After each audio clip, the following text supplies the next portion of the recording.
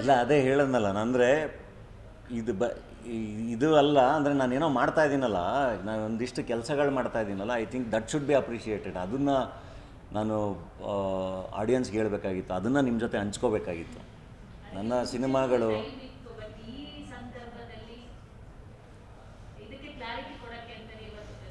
Clarity ಅಂತಲ್ಲ, ಅಂದರೆ more than that I think ಇದ್ರ ಬಗ್ಗೆ ಮಾತಾಡಬೇಕು. ನಾನು ಇದಕ್ಕೆ ಕ್ಲಾರಿಟಿ ಕೊಡೋಕ್ಕೆ ಅಂತ ಮಾಡಿದ್ರೆ, ಈಗ ನೀವೆಲ್ಲ ಸಿಕ್ಕರಲ್ಲ, ನೀವು ಪ್ರಶ್ನೆ ಕೇಳಿದ್ರೆ ಚರ್ಚೆ ಮಾಡ್ತಾ ಇದ್ದೀನಿ. ನಾನು ಹೇಳ್ತೀನಲ್ಲ, ಇದಕ್ಕೆ ಕ್ಲಾರಿಟಿ ಕೊಡೋ ಅವಶ್ಯಕತೆಯೇ ಇಲ್ಲ.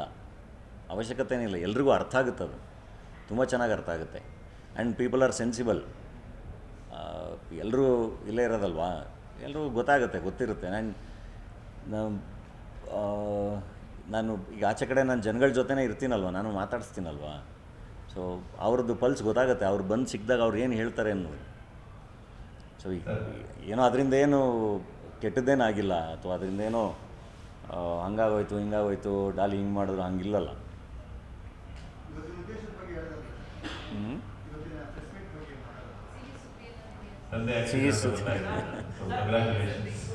Thank you.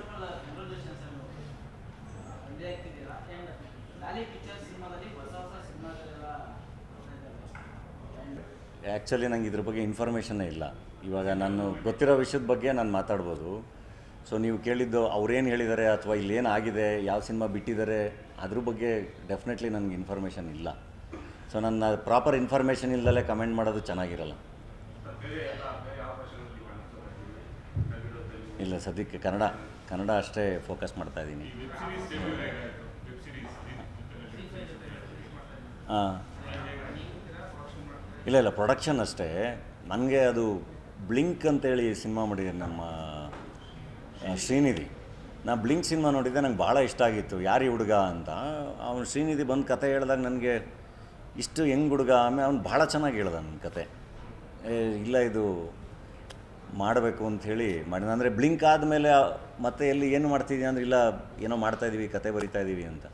ನೋಡಿ, ಹಂಗೆ ಒಂದು ಸಿನಿಮಾ ಚೆನ್ನಾಗಾದಾಗ ಐ ಥಿಂಕ್ ಆ ಡೈರೆಕ್ಟರ್ಗಳನ್ನ ಪ್ರೊಡಕ್ಷನ್ ಹೌಸಸ್ ಪಿಕ್ ಮಾಡಬೇಕು, ಅವ್ರಿಗೆ ಕೆಲಸ ಮಾಡಿಸ್ಬೇಕು.